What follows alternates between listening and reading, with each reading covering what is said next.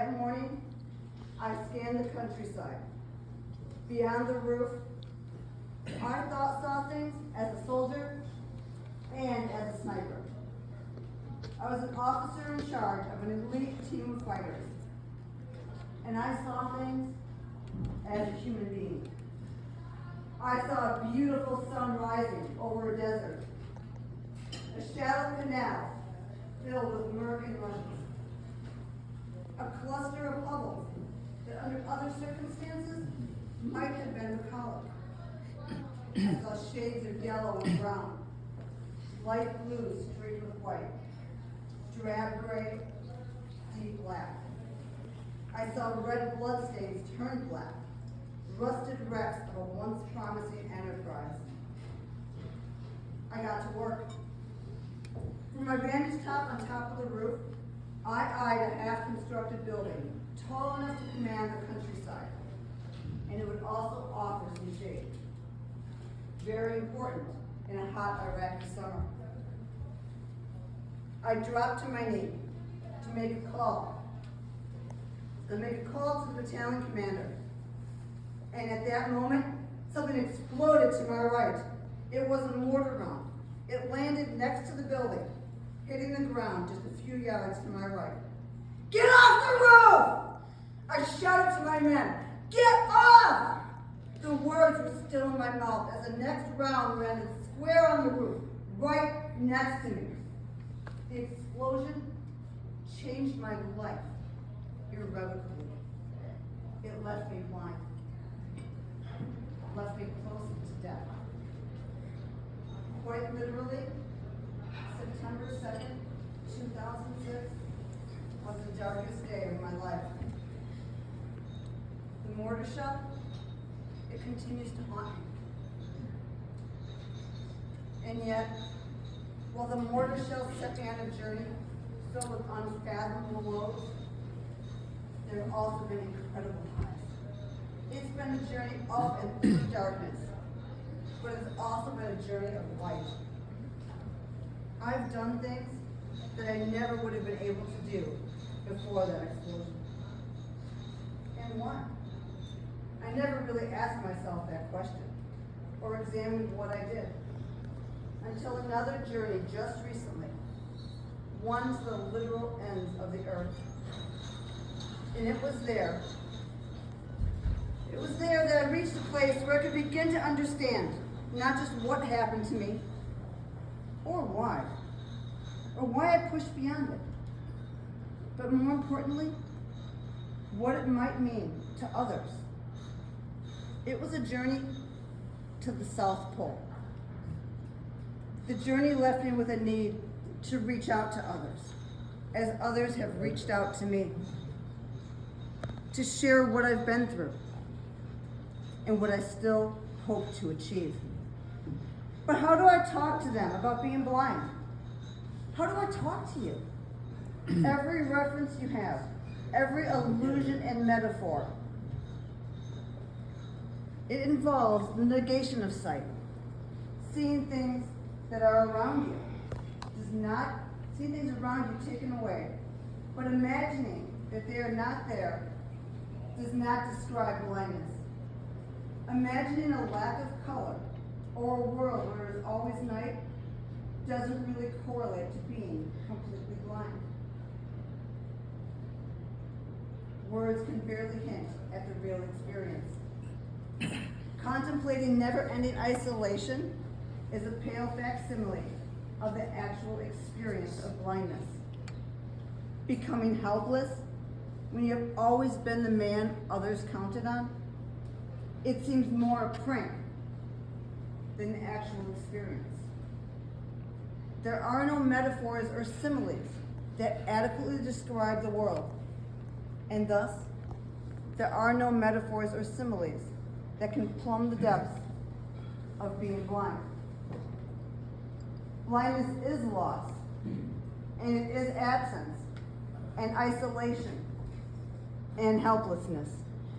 Or at least it is for me, who once lived in the sighted world.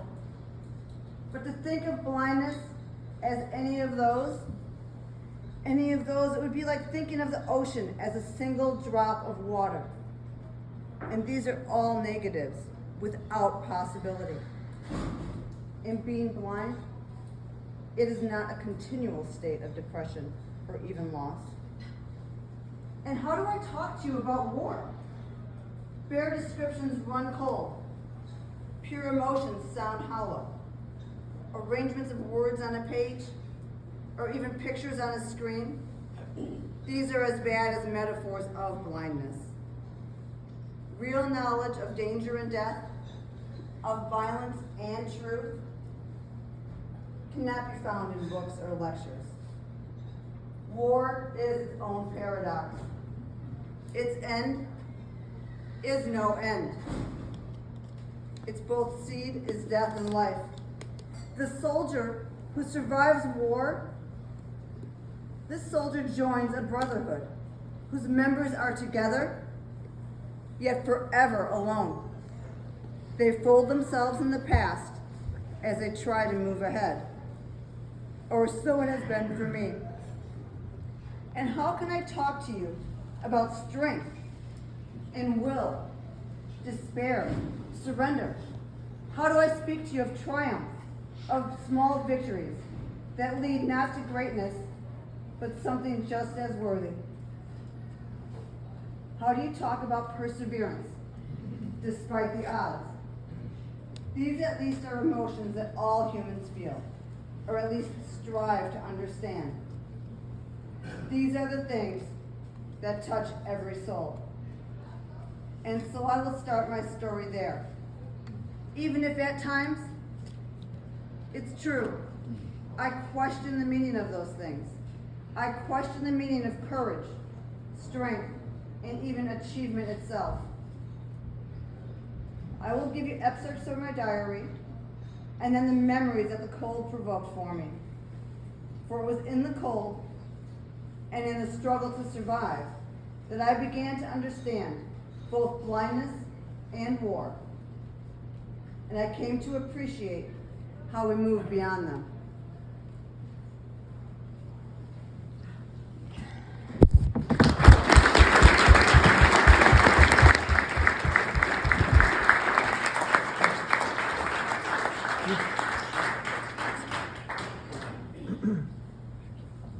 Now I'm honored to bring Ivan Castro to the podium.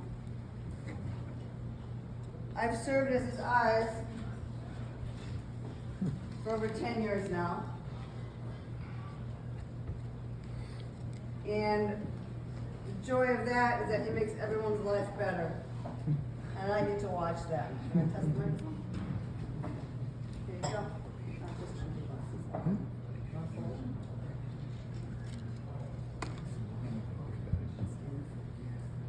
Can you hear me? Yeah. Yes. Can you hear me? Thank you. Yeah. First of all, I'd like to thank, there's so many that I have to thank.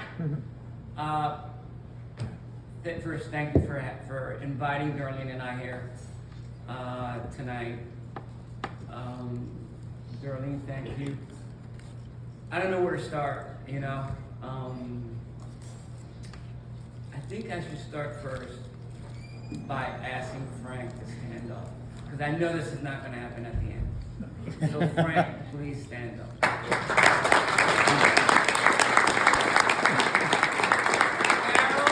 and Chris, please stand up. Please, thank you so much.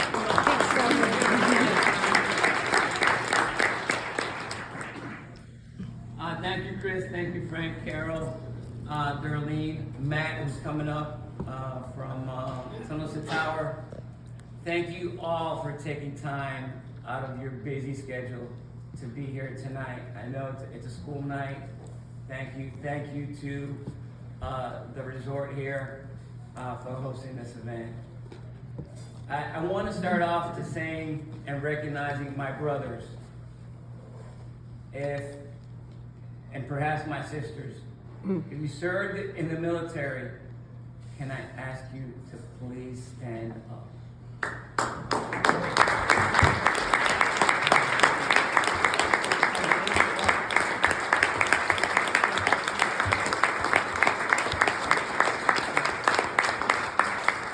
I thank you all for your service, your commitment, and your dedication. You left some big shoes to fill and a big path. You carved a big path to follow. And I'm gonna touch up a little bit more on what Darlene said here.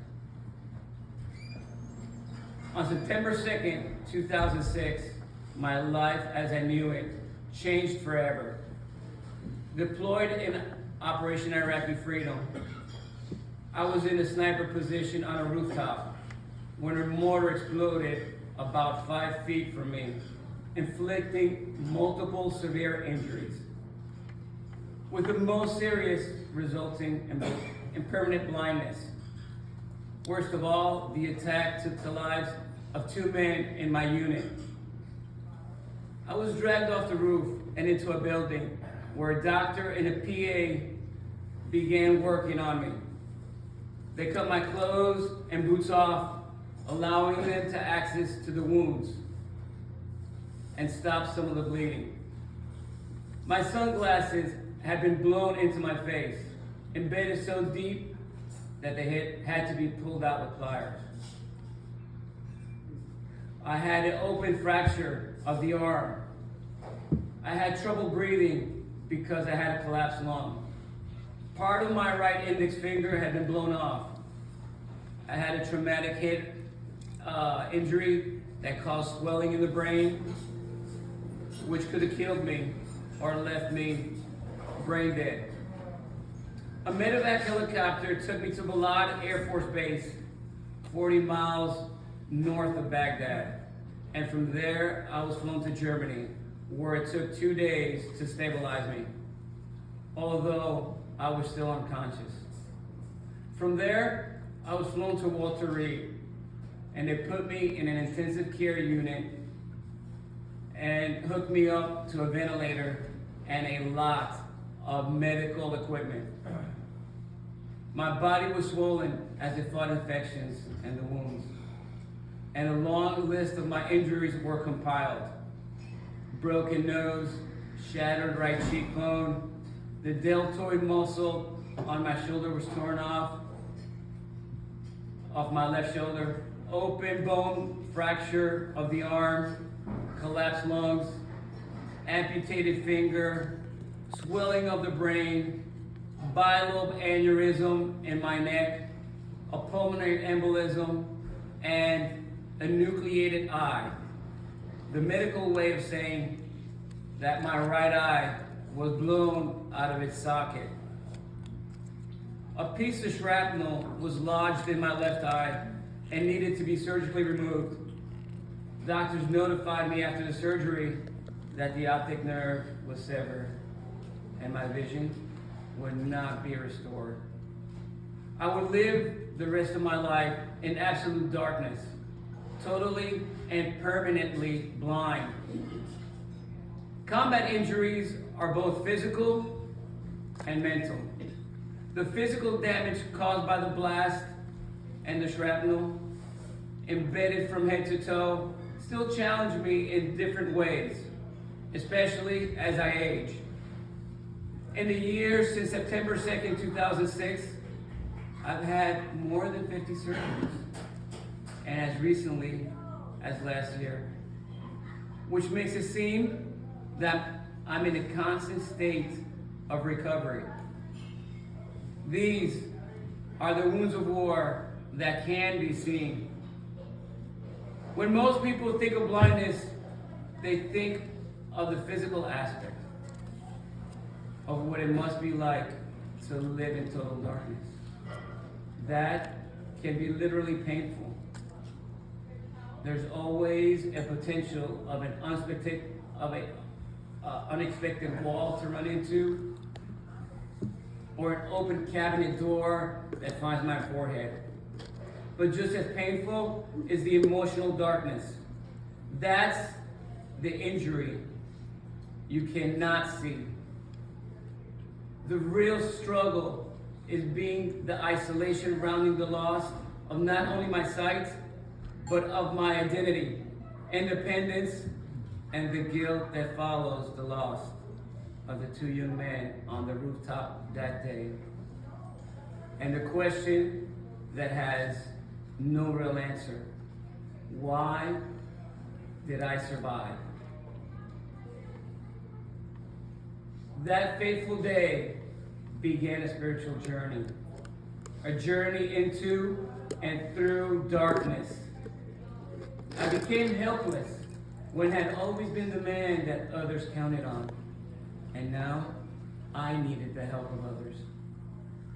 Recovering, I was in a hospital bed, feeling sorry for myself, wishing that I was dead, reliving in my mind the horrors of the past, and fearing the future.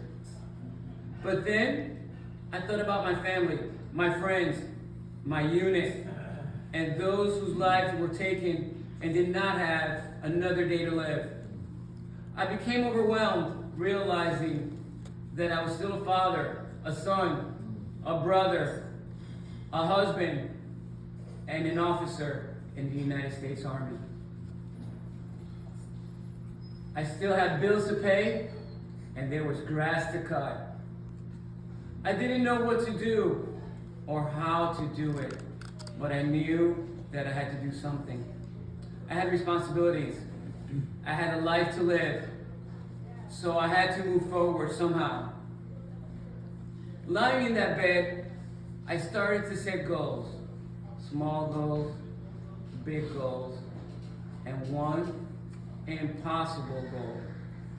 I decided that I was going to run the Marine Corps Marathon. I'm sure that sounded crazy to a lot of people, but it provided the spark that I need to get my rear in gear. Immediately, I started to do workouts right there in bed. For the first time since being injured, I focused on something other than what I had lost. I began to look forward. I began to feel thankful. I started to notice the things that I did have and what I could do. 13 months after my injury, I did it. I ran the Marine Corps Marathon with the help of several guides.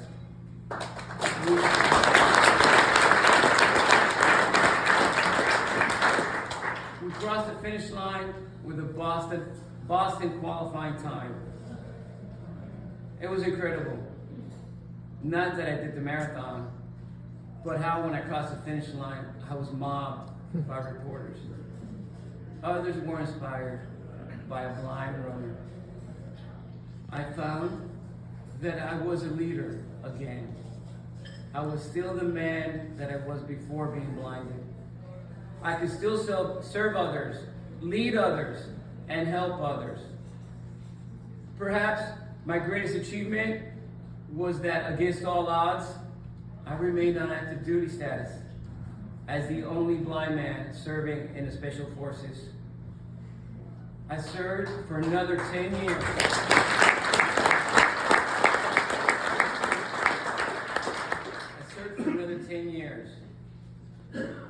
A different service, to be sure, but service that made a difference.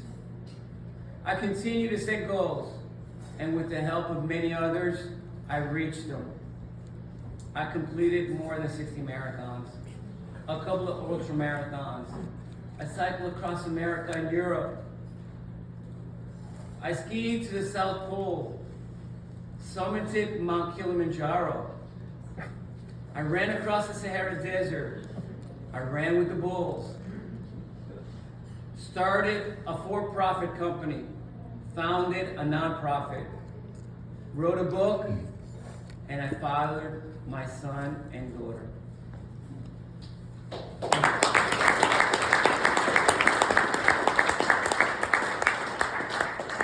And how could I forget?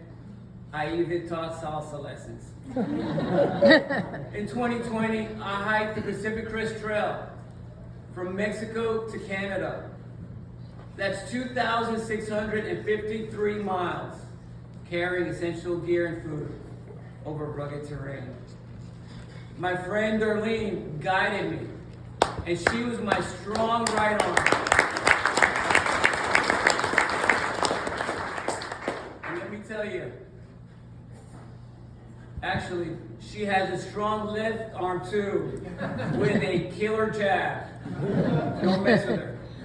She helped me through the dangerous terrain, to include mudslides and crumbling cliffs, and wildlife, bears, mountain lions, and snakes. Darlene is petrified by snakes. But I put my trust in her, just as I place my trust in you. Exciting adventures indeed, but in between, I came home to the same old rut. The daily routines, which are actually the hardest of times, in a way more difficult than the big adventures, like the South Pole. But my journey does not end nor end at some distance outpost or, at home. It's a continuing story. The story of a simple man who wants to be kind and help others, but now finds it hard to even take care of himself. But in the words of Fred Rogers of Mr. Rogers' Neighborhood, my mother used to say, whenever there's a catastrophe, always look for the helpers. There will always be helpers. On that fateful day in 2006, I survived only because of the helpers. I wouldn't be here today without the help of the other men in my unit who pulled me off the rooftop. I wouldn't be here today if it wasn't for the medic who sprinted across an open fire zone, risking his life to save mine. And I wouldn't be here today without the help of so many doctors, nurses, therapists, and family and friends. Nothing that I've done was done alone. I've always had a team, a squad, a platoon. It took the Army, the Air Force, the Navy, and the Marines to get me out of Iraq. We're all in this together. We train together, we fight together, we bleed together, and we heal together.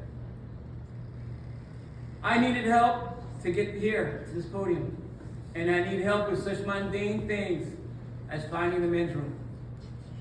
For me, just movement in any direction usually requires the help of others.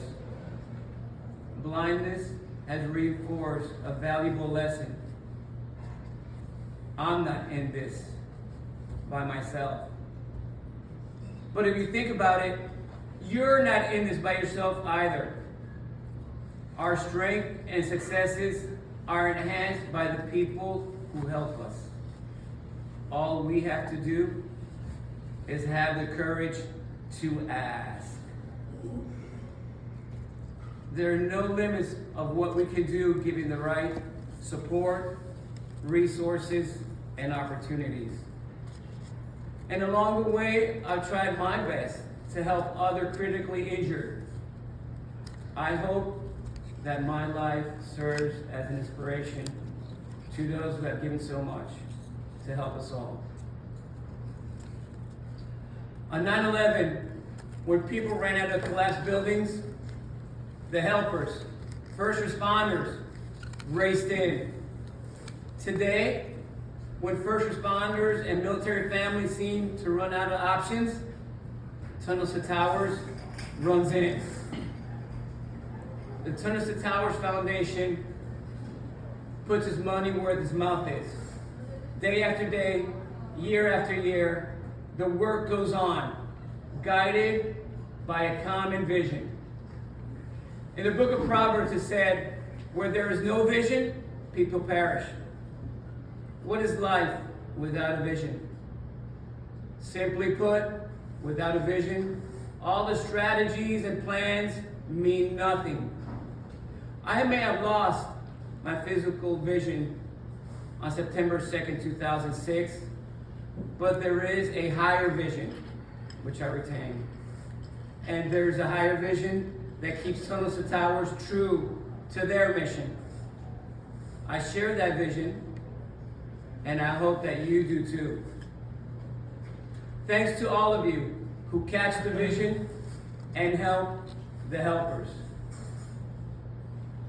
And if I may leave you with a final thought, to be born free is an accident. To live free is a blessing. And to die free is an obligation. Thus, many have served, many have died, and many continue to serve all around the world, standing ready for the call of duty in an all-volunteer force to ensure that we remain the land of the free and the home of the brave.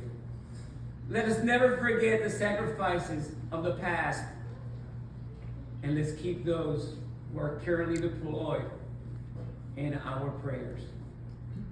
Hoorah! Thank you.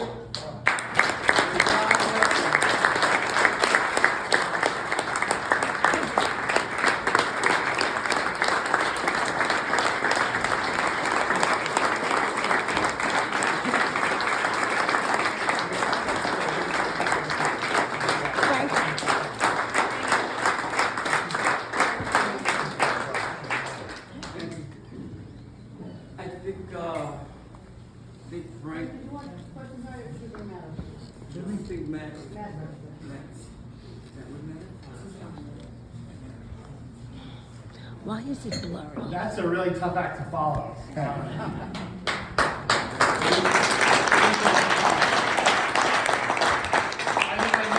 just kind of wondering who's going to play Ivan in the movie. Yeah. Because that's a story that needs to be told to an incredibly broad audience. I'm so glad that not only can you share that with us here today, but also write this incredible book and share it with all of you. My name is Matthew Mahoney. I'm the Executive Vice President of Tonelissa Towers Foundation, for the honor of meeting some of you before. I won't go into the whole genesis of Tonelissa Towers. I know a lot of you know it and what we stand for, but born out of September 11th, it's been our mission and our goal these last 23 years to support our first responders and military all over the country. So just a little bit about what's going on right now and what we've accomplished just this last year alone. We're incredibly proud of, and I think I'll tell you a little story about what the future holds for the foundation. So, first of all, we have 4 core programs at Tonelissa Towers. The first is the Smart Home program. And the Smart Home program is designed for service members and also first responders like Ivan Castro. Men and women who have put themselves in harm's way, who've been grievously injured, and have returned home to the United States to live a life of fulfillment as best they can. And I mean, Ivan's doing more post his injuries than most of us have done without any injury. And you put a lot of people to shame, Ivan. And God bless you for doing it. But what we do for these courageous men and women is we build mortgage-free smart homes anywhere in the country they'd like to live. We take those homes and we fill them with technology. We expand the hallways. We do everything we can to help them regain as much of their independence as possible. So, for example, if you're a wounded combat veteran or you're by an accident while you served in the military and you're in a wheelchair, all the hallways, all the rooms are accessible to you. You're able to turn your wheelchair around in the shower. You're able to get out of bed. You're able to turn off the lights and close the shades and open the doors with a flick of a switch or by an app on your phone or just by voice command nowadays, which is really incredible. That's one of our programs. Each one of those homes costs about $1 million to build. This year, I'm proud to say we'll complete 40 of those homes this year alone, bringing our total to almost 200 built so far around the country. But there's a waiting list of about 1,000 service members waiting for their home. So the money that you all have helped raise goes directly to that program. Frank, you and Chris, your family have done so much to move that forward. I can't tell you, not only has he hit you all up for money, but he's hit people up all over the metro area for money. And he brought the American Express to Thompson Towers. I don't know if he's told you that, but I will, because it was a hell of a thing. And he got American Express to come and partner with us and give millions of dollars to the cause. And we're so excited to have him. That would not have happened without Frank. So thank you, Frank, for doing it.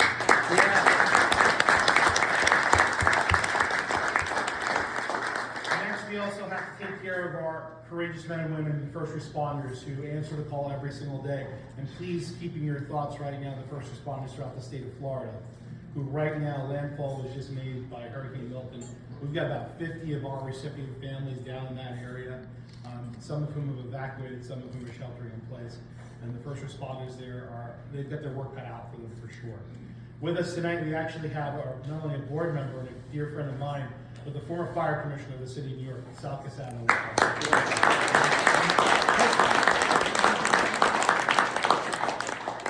Sal is an incredible man, Brooklyn native, joined the Marine Corps, joined the FDNY, served his country and his city, and helped really rebuild the fire department after September 11th. We could not have done it without Frank, without Sal, and his leadership. And so we're always so happy to have you, Sal, with us. And he helps guide this foundation as a board member, so thank you again. Any first responder anywhere in the United States that dies in the line of duty and leaves a family behind, small children, so kids that are still in school, all the way up to high school age. If they perish in the line of duty, Thompson Towers will pay off the mortgage of their home. If they don't have a home, if they're renting, we'll build them or buy them a home anywhere in the United States to provide a safety net for that family. We're extremely proud to do that, and this year over 200 mortgages will be paid off for our first responders around the country.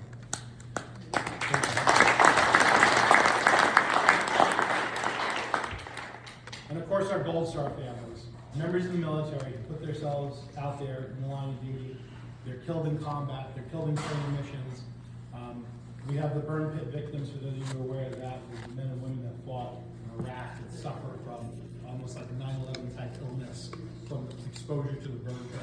We pay off their mortgages as well, and we'll pay off a very large number of those this year, and unfortunately every year. But our Gold Star families need our help. And many of them lived around the bases, or lived on a base. They rented to be near where they had to go, because as Ivan pointed out before, this is an all-volunteer military. So it's not uncommon to spend 2 years at Fort Benning and 4 years at Fort Bragg and move around quite a bit, all in service of their country. And so when they lose their spouse, oftentimes, they're told they have X number of days to move off the base. They are kind of lost. Home was wherever they were as a family, and now part of that family's gone. And we make the same offer to them. If they do own a home, we will pay off the mortgage. If they'd like to move anywhere in the country, we'll buy them a home. Even though we're not in active combat, those deaths occur every single year. You always hear about crashes that happen with helicopters and planes. You hear about our members of our special forces who die in training accidents and things like that. We lost 3 Navy SEALs this year, for example. Fighting pirates, really, is what they were doing out around Africa. So our people are always in harm's way, and we're always there for their families. Last but not least, just 2 years ago, we started a new program. And that program was designed to do one thing, that was to eradicate homelessness amongst our veterans in the United States. We firmly believe that the words homeless and veteran should not exist in the same sentence. We're dedicated to the gargantuan task of ending that. So here's how we're doing. Right now, all over the country, we're buying up properties, derelict hotels mostly. We take those hotels, we've got renovated them. The first floor becomes treatment centers to provide supportive services to men and women who fought for our country. The rest of the hotel rooms become efficiency apartments, their own bathroom, their own kitchenette, their own home. Not a shelter, but a home. They can stay as long as they'd like. Whether it's 2 years, 2 months, or 6 years, or 20 years, whatever it will be. It is now their home, never a shelter. We've got 4 of them up and running right now. We've broken ground on another 6. Tomorrow morning, I leave New York City for Buffalo, where I'll be leading the groundbreaking for the next one that we've cited. We're going to squeeze in maybe 2 more before the end of the year, another dozen next year. While we do that, while we build these veteran villages, which hold about 100 to 150 veterans in each one of the things we're really proud of is we treat the veterans where they are right now today. So today, I checked just before I left, 45 veterans called from around the United States and said they're living on the streets. Happy to help. We identify them, verify their status as veterans. Tomorrow, each and every one of them, and some of them tonight, will be in a home or hotel room, paid for by Telecom Towers. We'll set them up. We'll make sure they get the benefits that they deserve and are coming to them. And we'll provide wraparound supportive services for mental health, addiction counseling, job training, all the things they need to get their life back on track. The first full year we're up and running, just 2 years ago now, we housed permanently 3,500 veterans. This year I'll house an additional 6,000 plus. We're growing as fast as we can. We don't search for government money, we don't have our hand out, we rely on the donations of the wonderful Americans in this room and elsewhere, all over the country tonight that are donating to us. 95% of every dollar given goes directly to our programs. The money comes in, the money goes out. We had a particularly good month last month for fundraising. And what happens then is we sit around and say, all right, what else can we close on? What other properties can we do? We don't sit on the money, we make it move fast.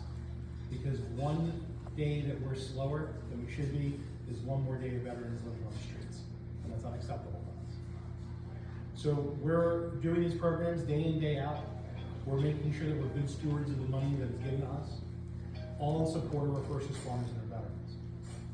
And one last thing that we do is we do run another program called Never Forget. Never Forget program includes things like our Memorial Run. Just a few weeks ago, the last Sunday in September, over 40,000 runners in the rain ran through the Brooklyn Battery Tunnel to honor Stephen Siller and all the other first responders, members of our military that gave their lives since September 11, 2001. That's roughly the size of the Boston Marathon for a 5K. It's quite the thing to see. When they come out of the tunnel, they're met with the service members of the New York City Fire Department, 343 of them, each lined up with a banner representing one of the members lost that day. 23 New York City police officers follow that. 37 Port Authority police officers follow that. And over 6,000 men and women of the military, representing all the members that were killed post 9/11. This is our pledge to the American people to continue these programs. And if you'll indulge me just 2 more minutes, I want to tell you about some of the things we're doing for the 25th anniversary. When I was working on one of our homeless veteran villages in California, it's an old VA hospital center. And we used to have a little bit of a town square that was there. And the veterans that were there had asked me if I could provide them with a piece of steel from the World Trade Center to be a centerpiece of that new town square that goes there. And of course I was honored and said yes immediately before I checked with the Siller family. I knew they'd say okay. And so we're going to be providing that for you. We have a 24-foot piece of steel, one of the I-beams from the World Trade Center. It's going to go out to California. But I said to myself, in terms of never forgetting, what a waste to just sort of put it on a rail car and ship it to California. There must be something special we could do with it. And so there is. So a few months before the 25th anniversary, in the year 2026, we're going to be taking that piece of steel across America. And it's going to be stopping, obviously, at Shanksville, where Flight 93 went down. It's going to stop at the Pentagon. Of course, we'll have a big ceremony in New York. Before it gets to California, it's going to make a couple of very special stops. It's going to go to our service academies, to West Point. It's going to go to Annapolis, and the Air Force Academy. It's going to go to a school in Sarasota, Florida. That's the school where President Bush found out about the attacks at the World Trade Center. We'll be joined by his staff that day. And we'll be joined by another very special young man. He was a young man who was a student in that classroom, who then grew up, went to West Point, and fought in both Iraq and Afghanistan. And we're gonna bring that class back from 2001, the school children that President Bush read to. And they're gonna get an opportunity to hear how their lives were all impacted. Right across from the World Trade Center, for those of you who know it, there's a church called St. Paul's Chapel. It's where George Washington prayed right after his inauguration. I wasn't very far from St. Paul's Chapel on September 11th when the buildings came down. And I was stunned that it was still standing. In fact, not one window was broken in that church. An absolute miracle. In the days that followed September 11th, for those of us who were down there, I began to just want to get out of the smoke and the dust for a little while. St. Paul's offered refuge, pews that were open. Before long, they were serving meals to us. Well, there was one other thing that started not even a full week after. Banners were hung all over this church, made by school children from all over this country. And it wouldn't be,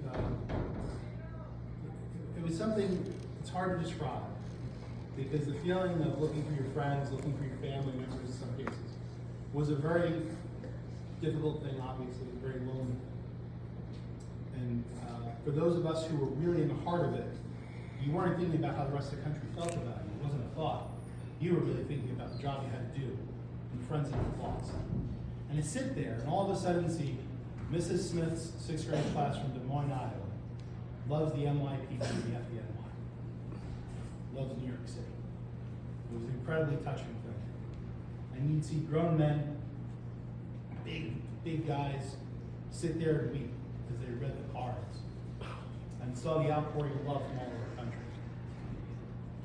Well, those signs, thank God, were preserved by St. Paul's Church, by the City of New York, by the state, by the museum, the memorial. We're picking 10 of those schools, and we're taking those artifacts, and we're giving them back to the schools. We're going to go to Mrs. Smith's 6th grade class in Des Moines, Iowa. We'll be inviting that class back 25 years later to hear their stories. How many of them joined the service to fight? How many of them were impacted? How many of their parents went to the war? How many became first responders because of what they experienced, what they saw back then, the outpouring of love? How many became journalists to tell stories in the midst of the greatest media story that ever happened in anyone's life?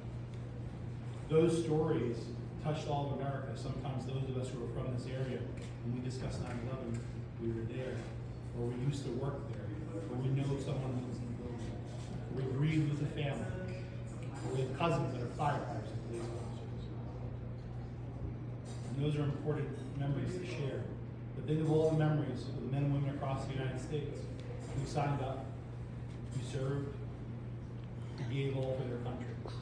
We're going to tell those stories on the 25th anniversary. I'm very proud of them. It's thanks to the support of so many wonderful Americans who every day contribute to us. We're good stewards of your money and your donations, I can assure you of that.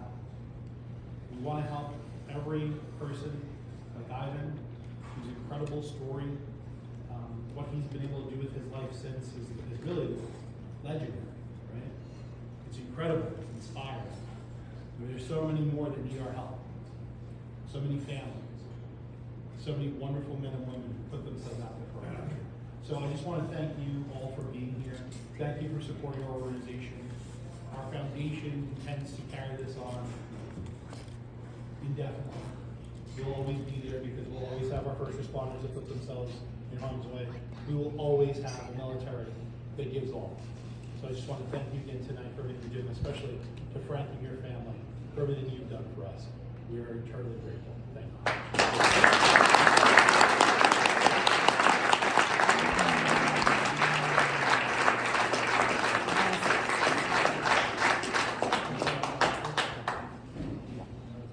Starting to get late, I don't want to keep people too late. I want to keep the bar open for nightcaps.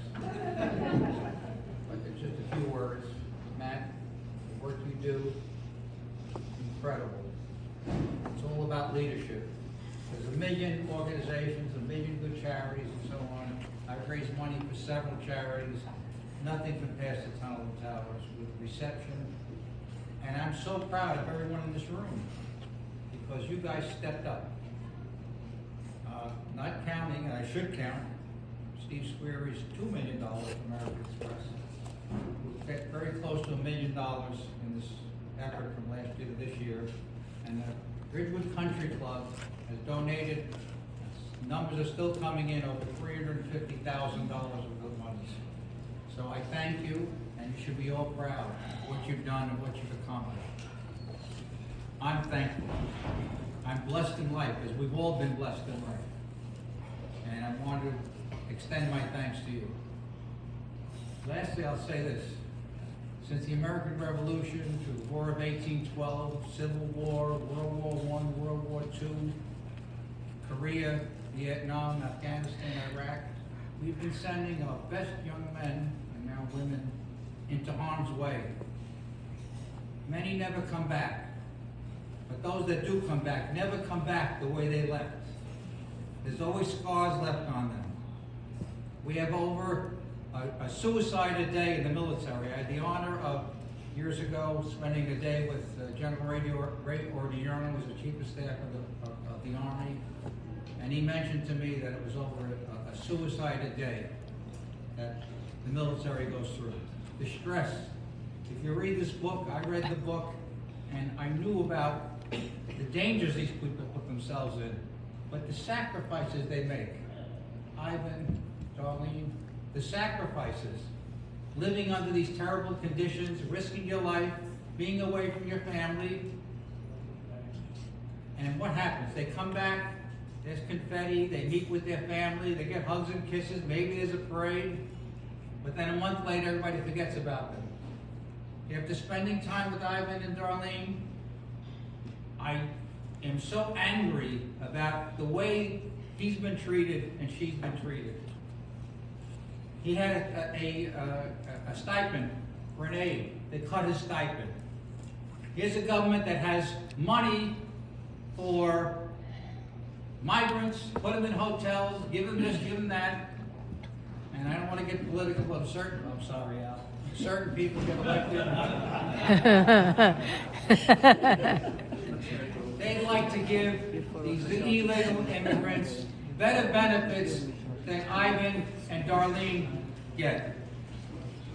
So if the government is not going to do this, Tunnel to Towers is, and Tunnel to Towers is going to do it with our cumulative help. So dig deep. You know, this is a great organization. It's all about leadership. There are thousands of post 9/11 little foundations that started. This was a little foundation started in Staten Island by a family mourning their youngest brother. And it's grown into $400 million this year in revenues. And Matt told you about the good, incredible work they do. And it is absolutely incredible. Because when you take a veteran off the streets, you just can't put him in a room. He needs social services. He needs all sorts of services, psychiatric services. He didn't get on the street without major problems. And the work that they do and the way they respond is absolutely incredible. So, God bless Tunnel to Towers Foundation, Frank Silla, Sal Cassano. I didn't say Sal. I want to expand that just 1 minute.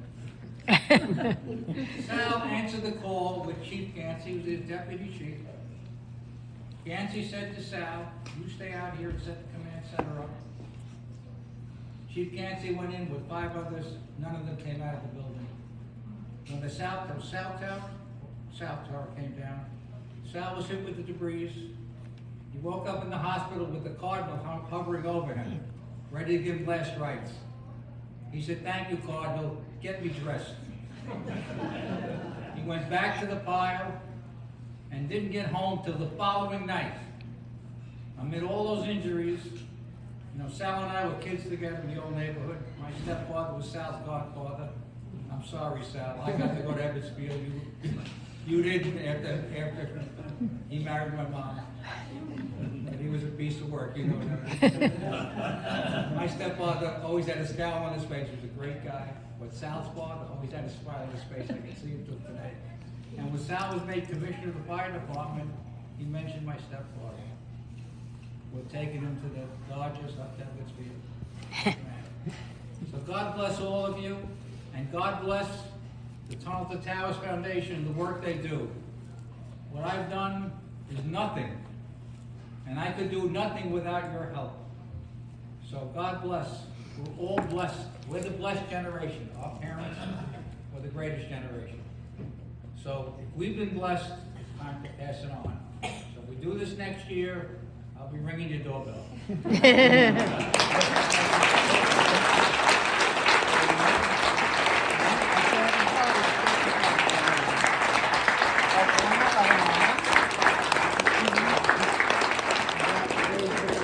Everybody's gonna be signing books right now. We're gonna set them up. Ivan, you go to work. We're gonna go work with Darlene at Spitfire. God bless you. I hope all the wives have seen the way Darlene. Good luck. Good luck.